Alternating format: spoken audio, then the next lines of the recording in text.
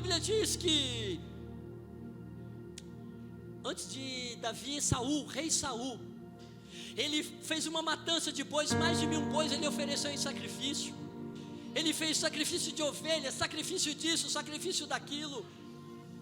Deus manda Samuel descer lá, falar para ele, Samuel, que não adianta fazer sacrifício. Por quê? Porque obedecer é melhor do que sacrificar. A obediência à palavra do Senhor traz alegria ao coração de Deus, e as bênçãos vêm sobre a vida. Quando nós tomamos essa posição de nós e a nossa casa servimos ao Senhor, as bênçãos de Deus começam a fluir sobre a nossa vida. E somos nós que temos que estabelecer esses limites dentro da palavra do Senhor. Ah, pastor, você não sabe como a minha família é difícil.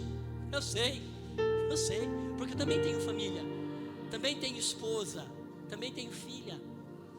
Eu entendo que antes de nós casarmos, houve um momento do namoro, em que nós nos namoramos, nasceu a paixão, um olhou para o outro, se gostaram, olha, vamos namorar, começou a projetar os sonhos.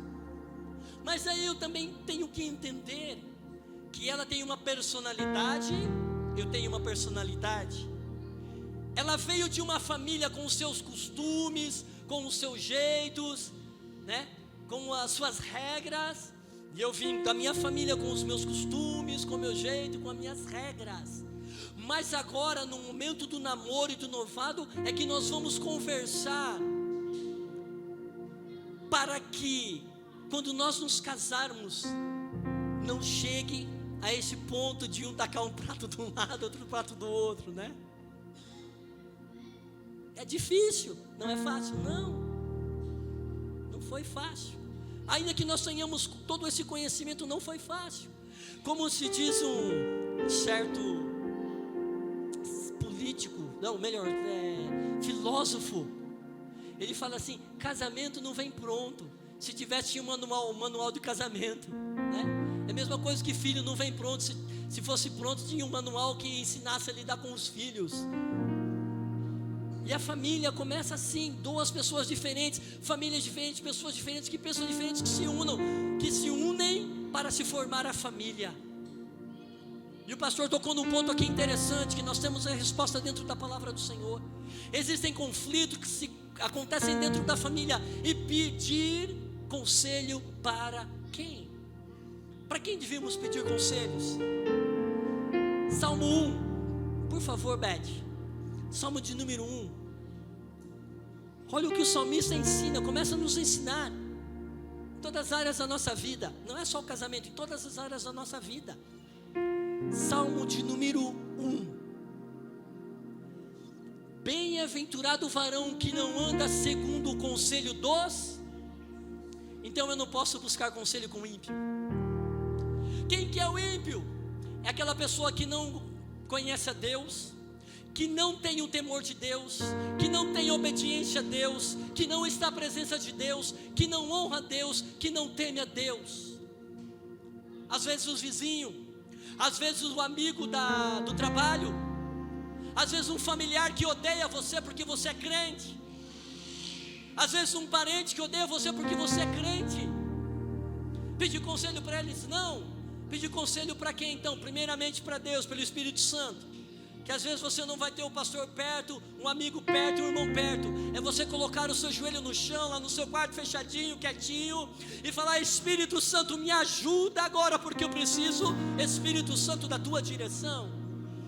Jesus, me dá um conselho, Senhor, eu preciso ir para a palavra tem conselhos. Pastor, o sábio Salomão, ele diz assim: olha, na multidões dos conselhos se encontra a verdadeira sabedoria. Não quer falar para o amigo, não quer falar para o parente, procure o seu pastor, procure a sua pastora. Homem de Deus, mulher de Deus, que está pronto para te dar um conselho, para falar, para chorar junto, para se alegrar junto. Não ande segundo o conselho dos ímpios. Não ande segundo o conselho das pessoas que não conhecem a tua vida. Às vezes você pensa que a pessoa está ali para te ajudar. Não, ela está ali querendo ver a tua ruína, a tua derrota. Mas nessa noite o Espírito Santo nos traz em memória a palavra do Senhor. Busque conselho em homens e mulheres de Deus para abençoar a sua vida. Bem-aventurado o varão que não anda segundo o conselho dos ímpios, nem se detém no caminho dos pecadores, nem se assenta nas rodas dos escarnecedores. Às vezes nós sentamos na roda do escarnecedor, às vezes nós detemos no caminho de pecadores e queremos falar da nossa vida. Preste atenção, a tua vida pertence unicamente a você e a Deus. Procure homens e mulheres de Deus que você possa compartilhar a tua vida, a tua família. Existem famílias sendo destruídas porque querem buscar conselhos em pessoas lá fora, que nunca tiveram contato com Deus, nunca tiveram o toque do Espírito Santo, a presença do Espírito Santo. Oh, Espírito Santo de Deus. São pessoas que a vida ainda é dominada pelo diabo. Ah, pastor, você vai falar, eu vou, porque eu sou debaixo da direção e da autoridade do Espírito Santo. E em João 10:10, a palavra do Senhor diz assim: o diabo não vem senão a matar, a roubar e a destruir. Quando você busca um conselho com uma pessoa que não tem o Espírito Santo e a graça de Deus, a tua vida segue uma destruição. A tua família segue para a destruição. Mas nessa noite o Espírito Santo diz que estão sendo quebrados os laços, estão quebradas as barreiras, e a tua família é uma bênção. Levante as mãos para os céus, profetize assim comigo: a minha família é uma bênção. Não, você tem que gritar: a minha família é uma bênção. Por quê, pastor? Porque a palavra do Senhor me garante que benditas são as famílias que estão debaixo das mãos do Onipotente. A minha família, a tua família são uma bênção na presença do Senhor. Aleluia. Pastor, mas você sabe como que é? De vez em quando falta uma comunicação entre nós. Regra de comunicação simples. Isso a gente aprende no primeiro semestre, quando vai fazer relações públicas. Falar, ouvir e compreender. Qual que é mais difícil? Compreender. Falar, ouvir e compreender. Qual que é mais difícil? Ouvir. Ouvir. Só compreende mal quem ouve mal. Simples.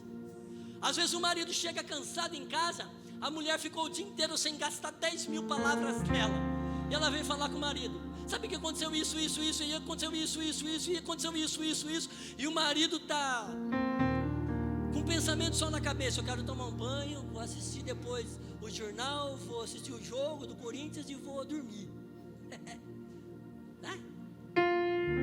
E a mulher fica falando. Aí depois, antes de dormir, ela fala: então, vamos fazer aquilo amanhã mesmo. Ele fala: fazer o quê? Você não ouviu o que eu estava falando? E desse jeito. Às vezes tem que ter tempo, e tempo de qualidade. Às vezes é necessário desligarmos para ouvir a esposa. Às vezes a esposa é necessário desligar dos afazeres para ouvir o marido. Às vezes é necessário desligar a televisão, desligar o celular, sentar os dois na mesa e conversar. Como foi o dia, o que vai fazer, o que vai projetar, como que vai ser. Ai, Jesus, vou apertar um pouquinho mais, irmãos. É família. É necessário, às vezes, os pais. Eu sei que a vida é corrida, o dia a dia, tudo.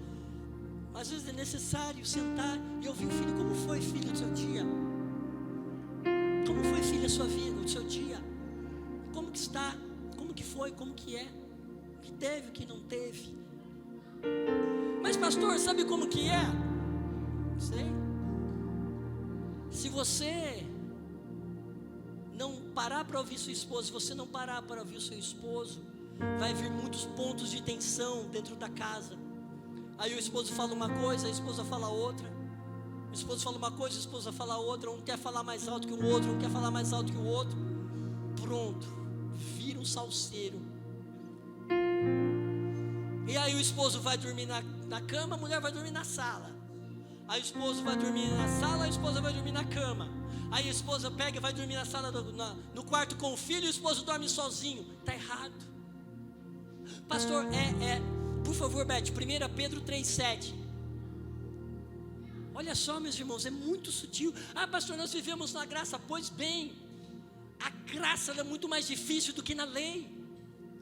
A graça é muito mais difícil na lei, porque a lei você precisava cometer um ato para ser julgado. Na graça não. Às vezes em pensamento, às vezes no seu coração você pensou ali e você não pediu perdão para Deus, já cometeu. O próprio Jesus falou. Na lei você tinha que cometer um adultério para ser acusado de adúltero. Jesus falou: se você olhar para uma mulher com o desejo, você já pecou. É muito mais difícil na lei do que na graça. Olha o que fala Pedro, olha o que Pedro está ensinando à igreja. Igualmente vós, maridos, coabitai com elas com entendimento, dando honra à mulher como vaso mais fraco, como sendo vós os seus cordeiros da graça, da vida, para que não sejam impedidas as vossas. O camarada briga com a esposa, xinga a esposa, ofende a esposa, depois vai querer vir para a igreja para orar, ou depois vai querer dobrar o joelho e ficar a noite inteira orando. Não vai dar certo. Coabitai com elas com entendimento, viva com ela com entendimento, dando honra à mulher como vaso mais fraco, sabendo que ela tem sentimentos, tem emoções que são mais fracos, que precisam ser trabalhados, como sendo vós os seus cordeiros da graça. Oh Jesus! Lembra quando Jesus falou lá, o próprio Deus falou que ambos serão uma só carne. Uma só carne. Se eu ofendo a minha esposa, eu estou me ofendendo. Se eu desonro a minha esposa, eu estou me desonrando. É uma só carne. Se eu grito com a minha esposa, eu estou gritando comigo, porque é uma só carne. Se eu menosprezo e desprezo a minha esposa, eu estou me menosprezando, me desprezando, porque é uma só carne. Como os seus cordeiros da graça, da vida. Jesus, abra um parênteses, preste atenção. Além da Helena ser minha esposa, ela é minha irmã em Cristo. Espírito Santo. E a Bíblia diz, o mesmo Pedro falando, que se eu entristeço uma pessoa, se eu entristeço alguém, eu já sou homicida, e os homicidas não herdarão o reino de Deus. Se eu entristeço, se eu magoo, eu tenho que pedir perdão, porque eu posso perder a minha salvação.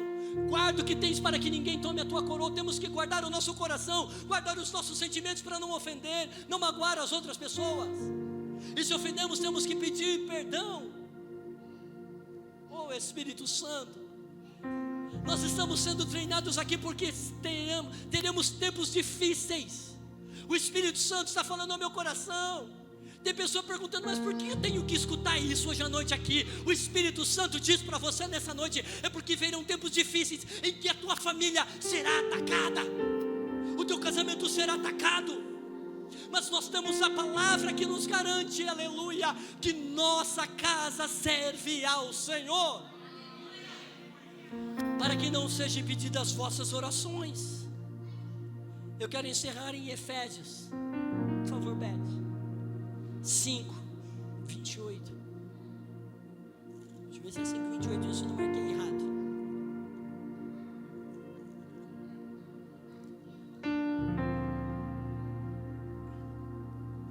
Assim devem os maridos amar a sua própria mulher como o seu próprio corpo. Quem ama a sua mulher, ama-se a si. Só eu ia falando. É um dos maiores teólogos do mundo. Só ele escreveu 13 cartas. Só ele conquistou 3 continentes, evangelizou 3 continentes. Assim devem os maridos amar a sua própria mulher. Amar, irmãos, o amor, a família, a nossa família, a minha família, a tua família estão debaixo da mão do Senhor. Vai vir dificuldades, vai vir tribulações, vão vir, virão momentos de desafios, virão. Mas sabe que o Provérbios me ensina? É melhor, Eclesiastes, melhor dizendo, é melhor em ser 2 do que 1. Porque se um cair, o outro ajuda a levantar. É melhor eles serem dois do que um, porque numa noite fria um aquece o outro. Injeção de ânimo, de paz. Eu queria trazer uma palavra aqui de explosão, de glória, de poder. Deus vai fazer. Meu Espírito Santo fala assim: olha como a minha igreja que eu estou tratando com a família. Viram dias difíceis, dias trabalhosos, em que a nossa família tem que estar alicerçada na palavra de Deus.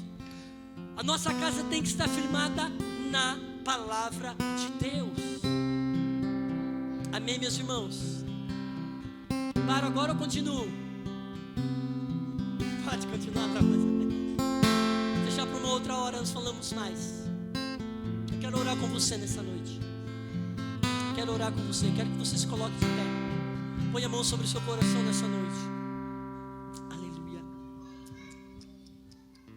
Aleluia. Pai, nós mostramos a tua palavra, Senhor, na tua igreja nesta noite, os teus filhos. Senhor, a sinceridade do nosso coração e da nossa alma, Senhor. Meu Deus, o teu Espírito Santo nesta noite trouxe para nos falarmos da família. Senhor, a bênção de Abraão, a bênção da família está, Senhor, sobre esta casa, sobre este lar nesta noite. Em nome de Jesus Cristo de Nazaré, Senhor. Senhor, eu quero orar pelos teus filhos, pelas tuas filhas nesta noite. Meu Deus, venha visitar nesta noite os lares, ó Pai. Venha visitar nesta noite as casas, Senhor. Envia o teu anjo agora em cada casa, em cada lar. Em nome de Jesus Cristo de Nazaré. Que todo espírito de briga, de confusão, Senhor, de desentendimento, que todo espírito de depressão,